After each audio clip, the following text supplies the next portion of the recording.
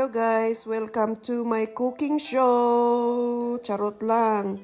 Guys, magluto ta karon og utan gikan ko sa tindahan, nakapalit ko og isda, akong giprito ang isda. So ato ang utanon karon guys, nakapalit pod ko og okra, kangkong ug kalamunggay.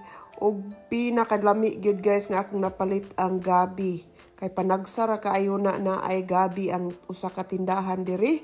So gikuha na ako ang usa perting lamia sa gabi guys. Uy, kay tambukon ba o kanang labo nga gabi. Unya ako siyang gisagulan diri og galay kay naman ko'y galay sa garden og lemongrass kana guys para lami. Og gibutangan pud nako og tamatis para mapuwa-puwa kay puros naman ay green ang ato ang giluto. Pero okay lang kay green is healthy man. O diba? Char. Daghantag mga veggies diha no. Lami na kayo. Nutritious na kayo nga to ang utan. Narang gabi guys purting kalabu. Unya ang okra. Grabe ka fresh ang okra. Ayan, nagpalapot na gining okra o gabi sa kong utan. Lami na kaayo.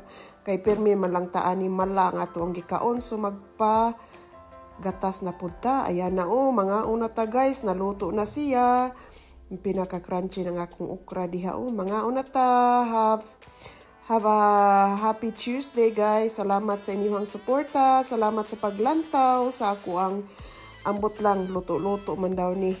Ayan, thank you so much. See you on my next cooking show. Salamat guys. Please don't forget to subscribe, like, and comment. Thank you.